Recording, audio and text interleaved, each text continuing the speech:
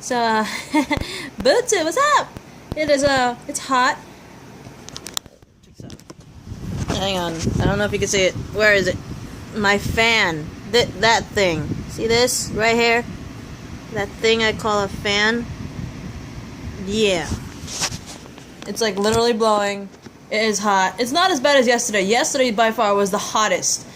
I think the hottest though has got to be Father's Day. But yesterday was a pretty close second. But luckily though, yesterday it cooled off a little faster than Father's Day did, so I was kind of happy about that. But it's still freaking warm and hot in hell. Like, anyway, hang on, there you go. This is my reaction rant part 2 video to Fear the Walking Dead. I was gonna say Seer. Not okay, because currently what time? It is 4:59 right now in the afternoon. Still hot as... I'm not sure if it's appropriate to say hot as balls, but I'm gonna say it anyways, but it's hot. I'm so uncomfortable. But anyway, I'm sorry if I mumble jumble or I can't speak properly or just stuff, right? But anyway, this is my part 2 video of Fear the Walking Dead Season 3, Episode 4, titled 100! Anyway, hang on for a sec, guys, I hear stuff. Sorry, guys, besides my obvious loud effing fan, I keep hearing shit and it's like bothering me. I think they're birds. Very loud, obnoxious birds. Hang on, let me get my dog. Sorry about that, guys. I had to get my poor dog who is dying of this heat. Well, not dying, but you know what I mean. He hates heat. You don't like the sun, do you? You're like mommy. You hate the sun. Yeah? You don't like the sun? I brought him because my friend, who I lovingly call my Walking Dead brother, Bretsky, he totally loves my dog on screen. So, Odie, say hi to Uncle Bretsky. Bretsky! Uncle Bretsky! Yay! Yay! Hi, Uncle Bretsky. Anyway, I believe I left off that, Daniel leaving, shoot, what was his name? Efren's little hidey home, and, some infected show up. He does beat the crap out of some of them, but there's this one huge one that he tries to beat the crap out of. His little walkie stick breaks, but he ends up getting saved by a bolt of lightning. Basically, he got saved by God. In my honest opinion, he got saved by God, because a bolt of lightning, like, he was able to kill the small fry infected, but this huge infected came out of nowhere. His stick, that one that beat the crap out of the other ones, broke while he tried to hit them. Unfortunately, well, no, not unfortunately, fortunately, God decided to say hello, because he sent a bolt of lightning down through the infected's head, killing it, but unfortunately Daniel's knocked back, unconscious. And, we pretty much head to these 2 dam workers. One of them is Pablito or something like that, and Everardo. And they discovered Daniel while cleaning out litter from a sewage pipe. And so, they take Daniel to, apparently, a woman who works at the dam, and that woman actually is Lola. And she obviously recognizes Daniel because she was the one that pretty much, you know, cut the burned skin off his legs. But anyway, Lola explains that the municipal president, I believe his name is, well, we know him as Dante, but we get his full name is Dante Esquivel or something like that, and we learned that Dante has taken over the dam after Tijuana fell. And she definitely disapproves of Dante's little water distribution system that he has going, where he'll give water to people who trade in goods and stuff like that. Of course, she doesn't like that, and obviously I don't either, because I understand it was like a little survival thing. He needs supplies, but he's hogging all the water. So, I don't know. I guess it's like a survival thing. I mean, some people out there would be like, that's a smart thing to do. He doesn't have to go out there and risk his life with the infected, get supplies, when he could just have other people do it, and he just gives water to them. Simple. So it's like, but still, you get that little moral code saying that's effed up, and that's what Lola's saying. But anyway, back at the dam, Lola orders Daniel to pretend that he just met her. He's like, pretend that you're just a guy who just came here begging for some work, and we just met, okay? And one of Dante's head of security, the head of security, I believe his name is JC. He's all questioning Lola's decision to hire Daniel as a new janitor, because he's like, who is this guy? Blah blah blah and all that stuff, and you should tell Dante about this. Dante didn't hire him. He's like, well, you know what? I'm in charge of the whole janitorial thing and taking care of these sewage pipes. Not Dante. He put me in charge of that. I'm hiring him and everything, right? And so another one of her stories is that she needs more janitors to help keep the water clean because, you know, there's a lot of sewage pipes and not enough janitors apparently. That's her fighting method. But anyway, we see Daniel working with Pablito, dragging some dead infected out of the sewer, and Daniel sees like a bunch of people lined up outside the dam, exchanging goods for water, and Daniel himself also questions Dante's methods, because who wouldn't? And we also see him eating in the cafeteria with a bunch of other workers there, and as Dante enters the cafeteria, everybody stands up. Except for Daniel, who keeps eating his, I want to say it's Spam or something. It looks like Spam. But anyway, he continues eating. He doesn't even stand up, but he's like the only one who doesn't.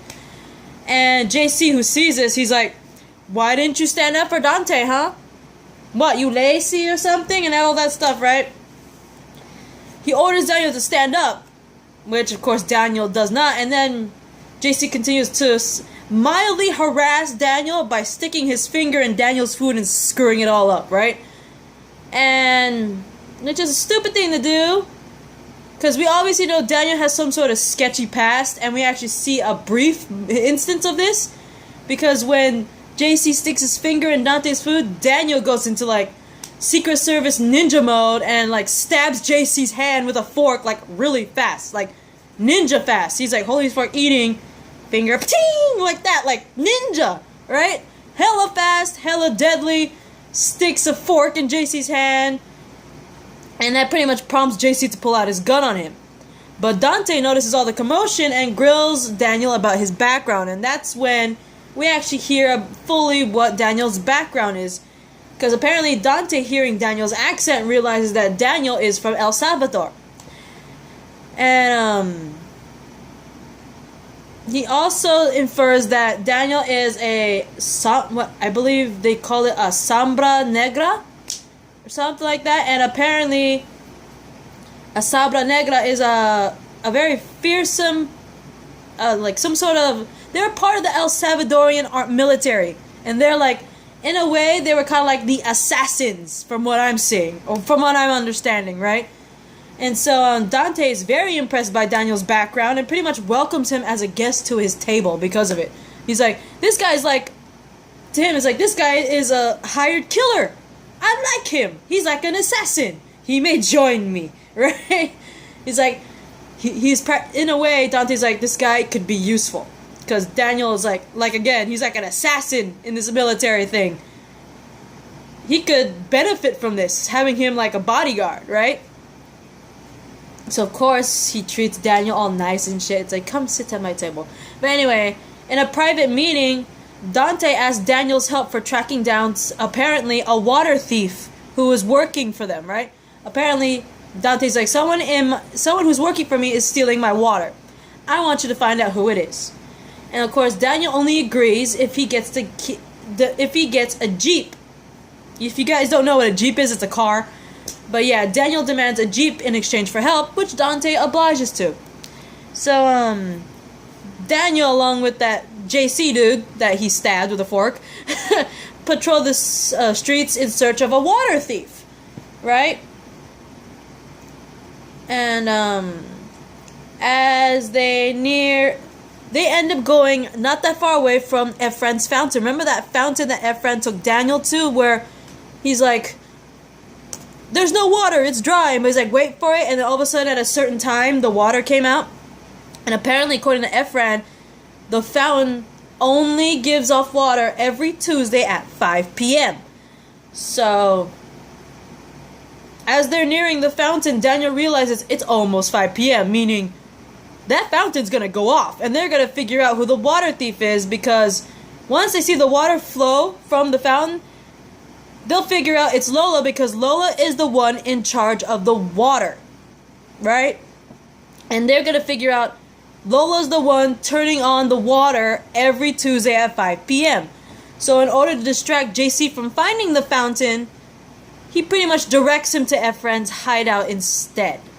Mainly because he's trying to protect Lola from, getting harmed, right? And Daniel ends up telling Lola that he led JC to Efren's hideout because JC was about to discover the fountain. And if they've discovered the fountain, they'll figure out, since Lola's in charge of the water, that it's her sending the water out every freaking 5 p.m. at Tuesday. And he's very much insistent that he's trying to protect her, but Lola's like, you betrayed Efren. He saved your life, and you betrayed him. You got him caught by JC. What's wrong with you, right? And basically, it's like a double-edged sword. One, he's trying to protect Lola, but at the same time, he ended up outing out his other friend. So, quite frankly, Daniel was in a very difficult situation, which I don't blame him for. I don't think he's trying to be sexist about it, trying to protect the woman instead of the man, but it's like, and I don't know his reasoning for choosing to protect Lola instead of Efren. I know it can't be just because Lola's a woman. I know it can't be, but I don't know. But anyway, while on patrol, Daniel spots Strand in the water distribution line. Remember in the last episode, we saw Strand cutting in front of that line, demanding to see Dante. So basically, when we saw Strand do that in the last episode, Daniel was actually in the vicinity because he saw Strand looking for Dante in the line. And so it pretty much fast forwards to that moment where in the end of the last episode where we see Daniel bringing water to Strand in his cell. He's asking if Ophelia's alive, and Strand does tell him that Ophelia is waiting for him at a hotel down the coast, because Strand does mention that he escaped the estate with Madison, Alicia, and Ophelia, and they were at a hotel. Which is, he wasn't lying, because he did escape with Madison, Alicia, and Ophelia, and all four of them ended up at that hotel. But what he didn't tell him was the fact that Ophelia ended up disappearing. Remember, before Madison, Alicia, and Travis left that hotel and Strand stayed behind, Ophelia was already gone. She had disappeared completely. This is before Travis even showed up at the hotel. She was gone.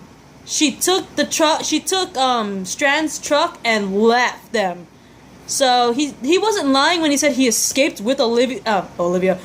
He wasn't lying when he said he escaped with Ophelia alive and well, and they ended up at a hotel. But he did not mention to Daniel that Ophelia left the hotel before he did, before even Madison did, right? And so he's begging Daniel to help him escape so they can go to Ophelia. But what Strand stupidly said was that she's waiting for you. Because earlier he mentioned that everyone, including Ophelia, thought he died in that fire. So when he said she's waiting for you, Daniel pretty much calls Strand's bluff, saying, if Ophelia thought I was dead, she wouldn't be waiting for me. So he pretty much tells Strand, you could just rot in that cell, right? Anyway, I'm actually running out of time. I will see you in a part 3 video, okay? Bye, Bootub.